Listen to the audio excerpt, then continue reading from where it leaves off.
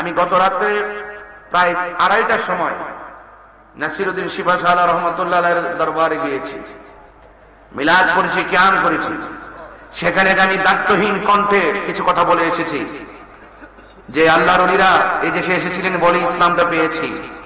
আমার নাম গিয়াসউদ্দিন, আমার আব্বার নাম আল্লামা নাজিবউদ্দিন রহমতুল্লাহ আলাইহি, আমার দাদা হুজুরের নাম আল্লামা ফয়েজউদ্দিন রহমতুল্লাহ আলাইহি, আমার বড় বাপের নাম আল্লামা নাঈমউদ্দিন রহমতুল্লাহ আলাইহি। এরপরে যদি কয়েকটা পরিপরে যেতে যেতে যেতে যেতে অনেক দূর যায়, আমি কিন্তু হিসাব মিলাতে পারবো না।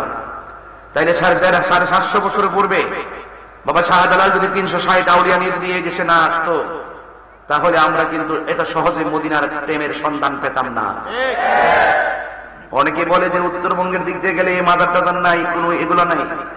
আমি তাদেরকে উত্তর দিয়েছি, উত্তরবঙ্গে গিয়ে আপনারা হবেন কিভাবে? 360 আউলিয়া তো আমরাই নিয়ে গেছি। কতক্ষণ ঠিক না বেটি? হ্যাঁ, আপনারা পাইবেন কি? পান্নাই দিক কি তো ঘটনাটা এরকম, মাজার ভাঙ্গার স্বপ্ন দেখেন। কতক্ষণ ঠিক কিনা? তো ভারতীয় উপমহাদেশের খাজা গরিব নওয়াজ হয়েতে এখানে কুতুবউদ্দিন বখতিয়ার কাকি হয়ে শাহজালাল ইয়ামুরি রহমতুল্লাহ আলাইহি 360 আউলিয়া নিয়ে আসতে আসতে আসতে আমরা এত সৌভাগ্যবান নাসিরউদ্দিন শিফা সাহেব রহমতুল্লাহ আলাইহি পেয়ে গেলাম। মারামার তা আমরা এই দিক দিয়ে বলি আল্লাহ কোন পেয়েছি। আপনাদের ওই দিক দিয়ে খুব কম হয়েছে। যারা শুয়ে আছেন তাদেরকে সম্মান করুন, শাহ মাখদুমকে সম্মান করুন। কথা বলেন ঠিক কিনা?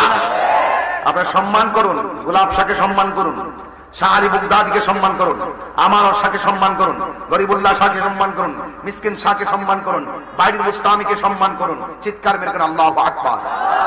তাইলে আমার আজকের আলোচনা বুঝতে পারবেন, নাইলে বুঝবেন না।